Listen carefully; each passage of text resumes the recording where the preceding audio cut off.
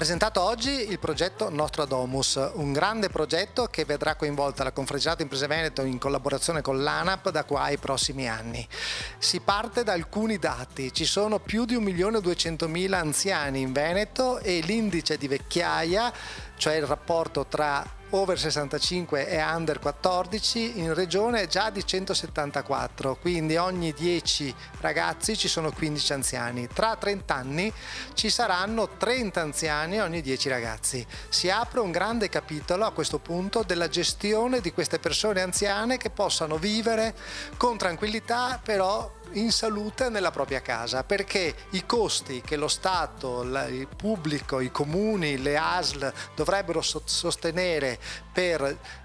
dare ospitalità alle persone anziane sarebbero insostenibili. A questo punto bisogna tenere presente poi che la casa è anche un luogo dove gli anziani quasi sempre si fanno del male, ci sono delle trappole. Indagini statistiche dimostrano come le cadute, la cucina, il bagno siano luoghi dove gran parte degli infortuni domestici per gli over 65 avvengono. E quindi bisogna trovare un sistema per vedere quali sono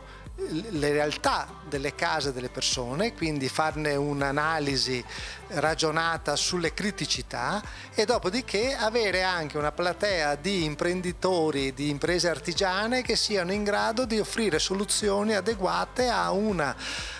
risoluzione dei problemi. Ecco, il progetto Nostradamus è tutto questo e non solo, chiaramente non si ferma a questo, si ferma anche a interagire con lo Stato, con le regioni, con gli enti locali, i comuni, perché c'è una grande partita da giocare di leggi, di aiuti economici che possono essere messi in campo per agevolare questo come fosse un grande piano Marshall per far sì che le persone possano vivere in casa con un miglioramento sociale e anche di meno malattie, però in sicurezza. Da un po' di tempo l'associazione, quindi gli artigiani, sia giovani che meno giovani, stanno ragionando su quello che è la nuova qualità della casa, dell'abitazione per i tempi futuri. Questo tema di oggi, quindi Nostradamus, lo troviamo anche nel position paper che ancora nel luglio 2020, quindi in tempi non sospetti dal Covid, l'avevamo inserito come una delle linee importanti e quindi ci troviamo ai giorni nostri di presentarlo. Lo presentiamo io che rappresento un po' tutti gli artigiani e i colleghi operativi a livello regionale e l'amico e collega Pastro per quello che riguarda gli anziani, ma gli anziani sotto l'aspetto direi di persone con una qualità e voglia di vivere forse anche maggiore della nostra oggi come oggi. Ecco che quindi mettere insieme il valore delle imprese con il valore sociale e culturale è un po' i due binari dove noi vogliamo far correre questo progetto. Da un lato vediamo la tecnologia, l'innovazione, l'aspetto sociale, l'aspetto di comunità e dall'altro lato quindi tutto quello che sono invece i valori del voler fare delle imprese. Le imprese e quindi tutte le nostre imprese che sono artigiane, che sono abituate a vivere e a lavorare per le case, soprattutto alcuni settori ovviamente, quindi prendo il sistema dell'edilizia, il sistema casa in tutti i suoi aspetti, ecco che vede come attore principale su questo progetto. Ecco che quindi mettere insieme tutti questi valori e queste opportunità, perché diventano opportunità anche di lavoro, vedono sottolineare e valorizzare il progetto Nostradamus. Il progetto Nostradamus parte con un gioco di parole, se vogliamo, casa nostra, Nostradamus, ma anche, come dire, il fatto di guardare al presente con uno sguardo anche al futuro. Il presente con uno sguardo al futuro ci dice due cose. Uno, un'attenzione alla sostenibilità nel suo pieno significato, quindi non solo ambientale, ma economica e soprattutto sociale. Secondo, ci dice attenzione, c'è una transizione demografica potente in atto e noi sappiamo che ci aspetta un futuro in cui dovremo lavorare per consentire alle famiglie di fare più figli, ma dovremo lavorare anche per consentire un invecchiamento attivo della popolazione, che significa restare attivi e vivere meglio nella propria abitazione il più a lungo possibile, perché questo significa far sì che le persone possano mantenere la rete sociale, la rete di contatti, la propria attività, ed è esso stesso un fattore di invecchiamento attivo e riduzione dei rischi di demenza. Le case però devono essere adeguate, devono ridurre i rischi, devono agevolare la mobilità e devono utilizzare tutti quei sistemi di sensoristica che ormai la domotica rende accessibili ovunque. La tecnologia deve essere a servizio delle persone, quindi semplice da utilizzare. Noi dobbiamo intervenire perché ci sia una cultura della messa a posto dell'abitazione, in modo tale che ci siano interventi ergonomici, ridurre i rischi di caduta, ridurre i rischi di incidente domestico, ma anche adottare tutte quelle tecnologie, e da questo punto di vista il PNRR mette in gioco 4 miliardi per la telemedicina, per l'invecchiamento nell'abitazione. Quindi rispetto a questo abbiamo necessità, uno, di iniziare a chiamare le cose col proprio nome, e quindi così come abbiamo avuto gli interventi 110%, gli eco bonus, noi dovremmo avere degli interventi che ci faranno intervenire e daranno promozione alla sistemazione dell'abitazione per queste finalità, che si chiami casa amica, che si chiami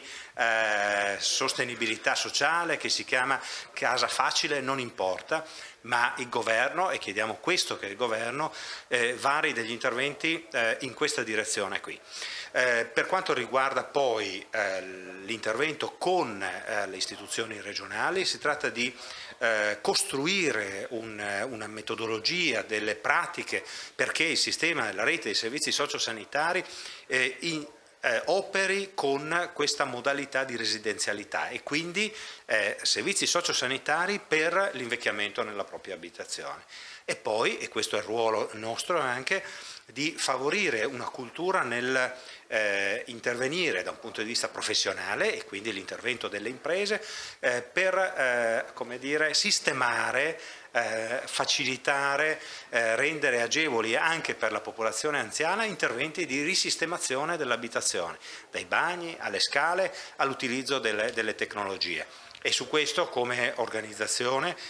siamo impegnati nel promuovere anche interventi formativi sulle nostre imprese. Si tratta, è evidente, di un grande approccio, di un grande progetto finalizzato al welfare delle persone, al benessere delle persone, in maniera semplice, in maniera concreta, ma anche per alcuni aspetti rivoluzionaria. Noi riteniamo che questo progetto, che ringrazio la Confartigianato, il Presidente Boschetto che ha permesso a Masete di poterselo presentare, questo progetto che avrà dei sviluppi a medio e lungo termine. Ma io dico che noi abbiamo bisogno adesso, il tempo non aspetta, noi abbiamo bisogno adesso, io penso che dobbiamo creare delle figure che io li chiamo bonificatori dell'ambiente domestico, delle figure professionali preparate che vengono in casa. E quando un anziano li chiama, un nostro socio ma anche un non socio, per poter vedere e individuare quelle che sono le barriere architettoniche, ed io le chiamo le trappole dove si possono gli anziani farsi male, nei bagni, nelle scale, dove c'è poca luce, dove ci sono le barriere architettoniche e dove ci sono le possibilità di farsi male. Noi pensiamo, perché siamo 1.200.000 anziani, che questo qua deve essere un progetto che deve cominciare subito per cominciare a bonificare, perché noi vogliamo vivere nelle nostre case. A morire ci penseremo.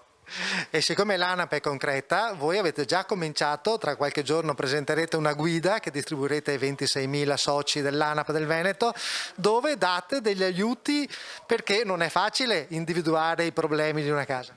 Certo, noi all'interno di questa guida, che sarà mandata a tutti i 26.000 soci, c'è un questionario da compilare, che possono già fare un'autovalutazione personale per poter capire dove sono i punti critici della propria casa. Questa guida qua potrà servire per loro, ma poi per poter contattarci noi, che noi dobbiamo mettercela tutta per poter fare in maniera di poter andare incontro a questi anziani. Per poter,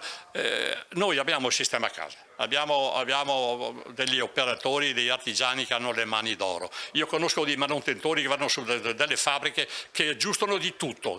Noi, perché non li possiamo mandare noi, questi qua sulle nostre case, per bonificare le case? Secondo me è una cosa che dobbiamo fare subito, insomma, con i tempi dovuti che ci vogliono, ma noi dobbiamo sfruttare le mani d'oro di tutti i nostri artigiani del nostro sistema a casa. Questo progetto Nostrodomus parte con una regia regionale perché ha chiaramente un cappello regionale, però è attrazione locale, nel senso che imprese, anziani, case di riposo e problemi poi sono sul territorio.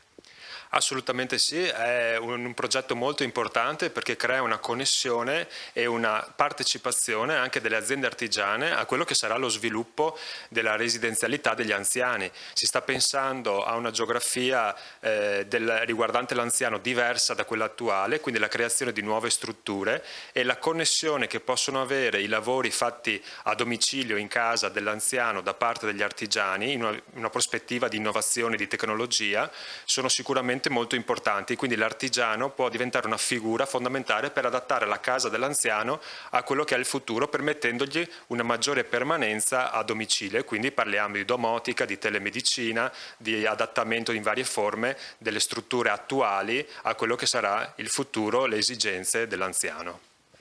Un coordinamento è originale perché in questo momento ci sono tantissimi enti che si occupano degli anziani, di questi problemi, però uno sguardo d'insieme dall'alto non c'era. È difficile, ma